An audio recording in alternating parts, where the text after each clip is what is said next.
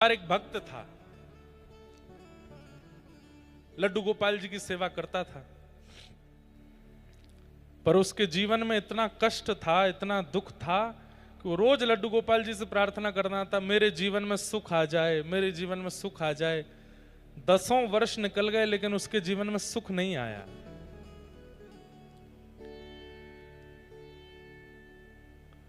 तो एक दिन उसका एक मित्र आया, उस मित्र ने आकर के कहा, बोले भैया हमारा तो घर भी बन गया, हमारा तो व्यापार भी बहुत अच्छा चल रहा है, बच्चे भी अच्छे पढ़ लिख रहे हैं, बहुत बढ़िया चल रहा है। तो उस भक्त ने कहा, भाई तुम कौन से भगवान की पूजा करते हो? मैं गोपाल जी की पूजा करता हूं, 10 साल से कह रहा हूं, मेरा तो कोई भी काम नहीं बन रहा।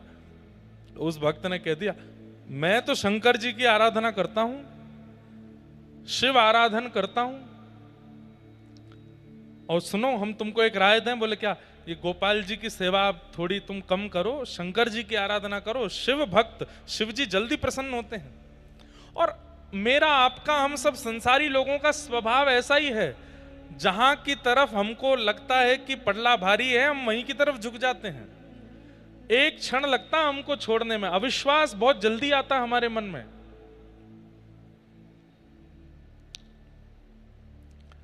गोपाल जी को उठा करके अलमारी में रख दिया, शंकर जी ले आया, अब शंकर जी की पूजा करने लगा। अगले दिन जैसे ही शंकर जी का आराधन करते समय अगरबत्ती लगाई तो अगरबत्ती का धुआं स्वाभाविक रूप से ऐसे उड़ करके इधर जा रहा था जहां अलमारी में ठाकुर जी बैठे थे। तो उस भक्त ने क्या सोचा, 10 सालों से तुम्हारी पूजा कर रहा हूं, आज तक बोले नहीं, आज तक मेरी एक भी बात मानी नहीं, आज तक मुझे कुछ भी दिया नहीं, और आज जैसे ही खुद को अलमारी में बैठा के शंकर जी की पूजा करने लगा तो उनकी अगरबत्ती का धुआं भी अपनी तरफ खींच लिया, उनकी अगरबत्ती की सुगंधी भी खुद ले रहे हो, उनको नहीं लेने दे रहे हो। रुक जाओ, मैं आपको अलमारी से निकाल करके और कहीं रख देता हूं। जैसे ही अलमारी खोली तो क्या देखता है कि जो मूर्तिमंत लड्डू गोपाल थे वो प्रत्यक्ष प्रकट होकर के वहां बैठे थे।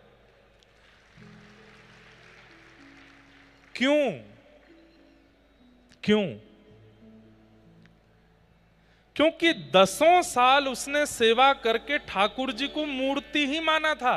आज पहली बार उसके मन में यह भावना आई कि इनकी भी नाक है, ये भी सूंघते हैं, यह भी प्राणी हैं, इनके अंदर भी प्राण हैं। उसके अंदर यह भावना आ गई कि मैं दूसरे देवता की सेवा कर रहा हूं तो इनको शायद जलन हो रही है। ये जलन होना, किसी धुआं को अपनी तरफ खींचना, सुगंधी सूंघना, ये चैतन्य का स्वरूप है, ये जड़ का